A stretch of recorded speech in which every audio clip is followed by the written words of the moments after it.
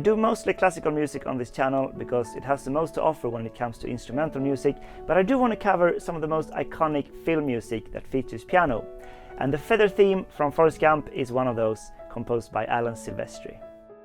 It's the music for the first scene of the movie, 2 minutes of titles while the camera follows a feather swirling in the sky and eventually landing by the feet of Forrest Gump, who's played by Tom Hanks. It's very feel-good music, in major, high up in the register, like the feather in the air. It feels a bit like a pop song, but it is an instrumental piece and there are some interesting things happening musically. The most significant feature is the syncopation of both accompaniment and melody, providing a sense of forward anticipation as well as grace. Originally, it's a piano melody with strings to fill out the sound more, but it works fine to do as a solo version. However, it's not the easiest piece to play since you then have to cover all these different parts. It starts by setting up the accompaniment with this open fifth in syncopation.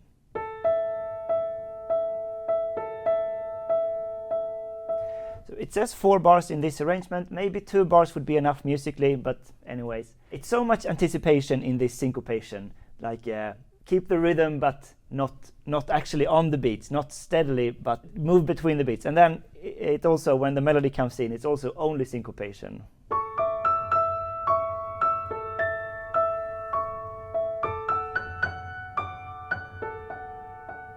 So nice and pleasant. The harmony, A major, then moves to D major. Let's do the chords first. D major, still keep A in the bass. I mean, there's no bass, it's very high up, but still it's the root of the chord. Then move to B minor, to E, to A. So, A, D, B minor, E, A. 1, 4, 2, 5, 1. Like primary triads. It's a good piece to, if you want to learn how the basic functions of the triads in a scale feel at their purest expression, this is a good piece that actually presents them in that way. But of course the melody is beautiful, beautifully crafted, and this syncopation, it's so naturally like answering one phrase and then the second part answers the first part when we move to the minor.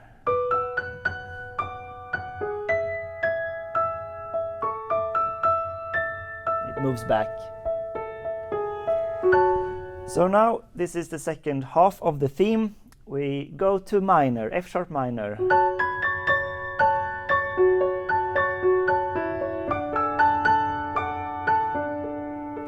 So we get this descending sequence that moves on for like 4 times moving down. F sharp minor, the 6, going to D major, the 4. We have this G sharp in the scale and it's super nice with the D as a passing note, but over D it's the sharp 4th to D, so it's a nice quirk in the scale like that.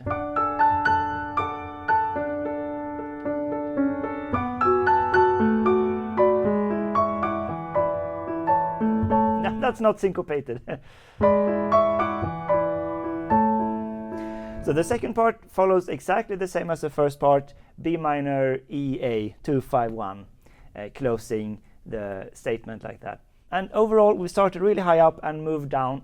So now we get the repeat of the melody, but now we start where we ended, low down. This is the feather has come closer to the ground for the second time.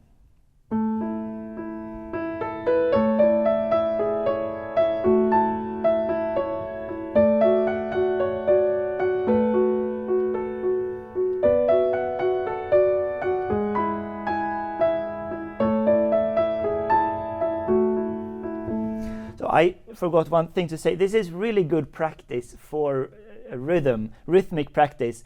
Maybe as classical musicians we don't need to have this very steady internal rhythm in us all the time because the music is generally more fluid, but it's a great thing to develop, to have a bit of that. Sometimes you need it. And this is a great way to really practice, get that rhythm internalized, because you have to play not on the beats, but between the beats, and it needs to be super steady. So there's one new element to the second round. We get this counter melody, and this is also what makes it different from like a regular pop song. There is a secondary voice here. It's counterpoint. It's more interesting musically, like instrumentally musically than just a song.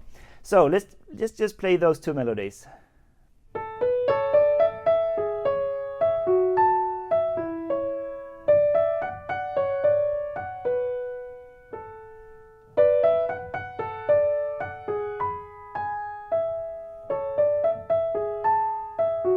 So cute. So like the primary melody kind of stays still on the notes, goes up and down, but still, and this counter melody goes down, descending all the time. And also it's rhythmically complementary. So the main melody moves on syncopation all the time, and this is very steadily on the beat. So they fit perfectly together in that sense. Unfortunately, this is also what makes it hard to play, because you need to, the left hand is occupied with accompaniment, you need to fit all these, and there is especially one jump that's really tough, and my solution is to jump with a 5. So it's in the beginning, like that, with pedal. I think it worked.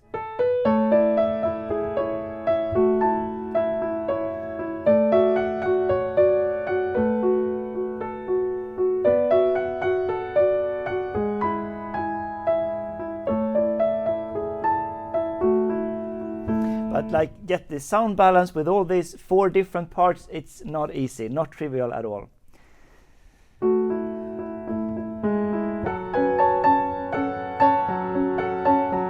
So moving on to the second half of the theme, it's pretty much the same. No secondary voice needed here because it's already in 6. But here the 2 parts of that melody follows each other. It's the same rhythm.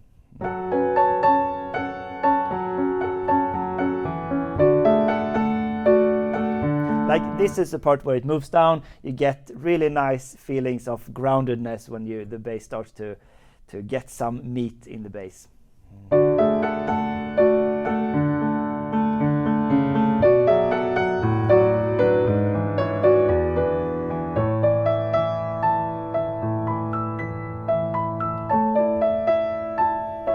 So a little longer time to round off the phrase in the end, setting up for the transition to the next part.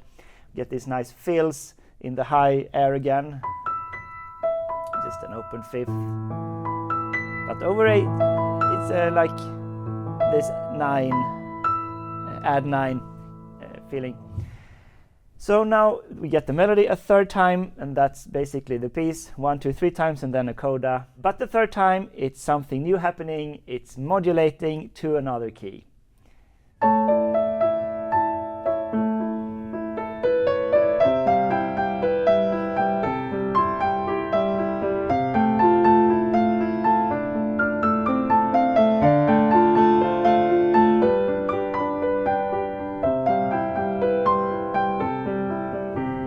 So go to C major, and the relationship between A major and C major, go to, it's not part of A major scale, and it's a mediant away. So it's always a fresh perspective to move to a key that's a mediant away.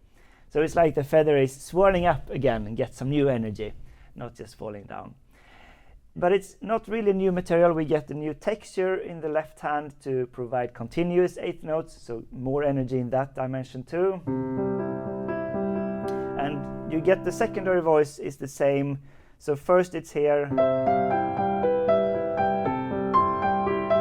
and then it's below here in the left hand, like you do it in the left hand. It's kind of hidden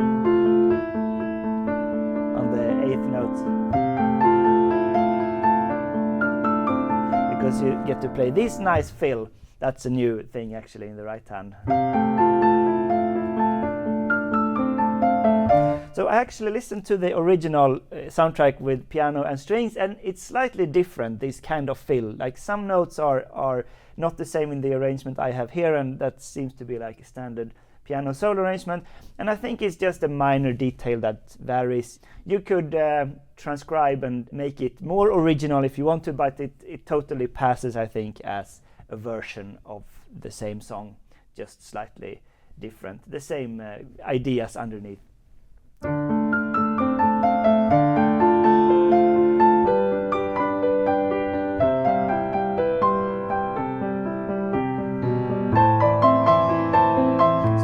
the same again. Now we move even further down.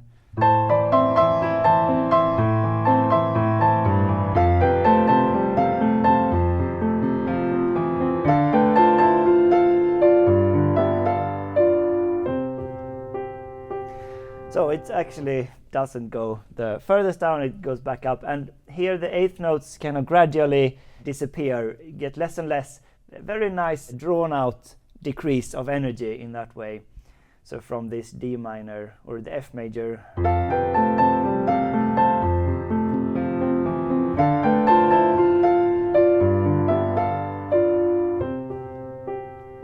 and then we get the coda, and get this the fills of the fifth, but they're falling down here. It's some new elements actually.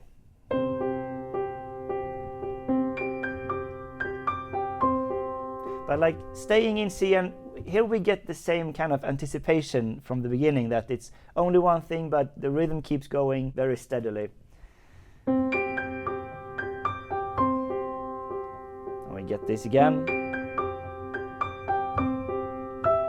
Now resolving to the major third.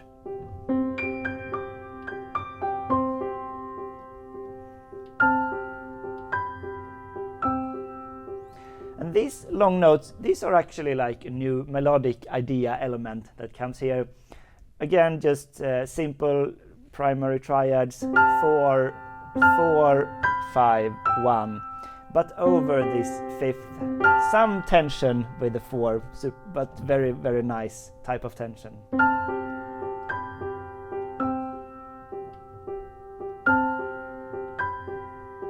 It's kind of funny, you wouldn't think you needed to resolve this more, but first time it moves down here, you still have this fifth in the chord, and then the second time it resolves even more, that rather than going down here, it goes here. So this is more resolved type of C major chord than the first one. And echo higher up.